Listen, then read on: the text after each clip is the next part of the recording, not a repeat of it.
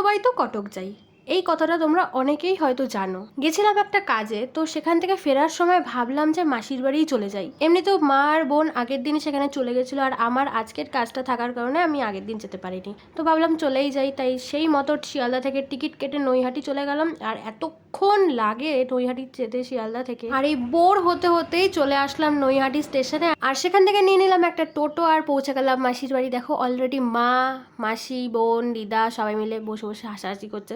আর আমি সেই মুহূর্তে গিয়ে ঢুকলাম, আর গিয়েই তো মেহেন্দি পরার বায়না বোনের, তো আমিও পড়লাম, বোনকেও পরে দিলাম। আর রাত্রিবেলা ছিল আমাদের ডিনারে বিরিয়ানি, আর সাথে ছিল বাড়িতে করা গরম গরম চিকেন কষা। তো এর কম্বিনেশনটা আমার তো দারুণ লেগেছে। 2000 years later. আর আগের দিন রাত্রিবেলা বিরিয়ানি খেয়ে এমন ঘুম দিয়েছি যে পরের দিন সকাল থেকেও ভিডিও করা হয়নি। একেবারে সন্ধ্যাবেলা যখন বাড়ি ফিরছি তখন থেকে ভিডিও করছি। তো ভিডিওটা কেমন লাগলো অবশ্যই জানিও। তো দেখা হচ্ছে নতুন মিনি ব্লগে, বাই।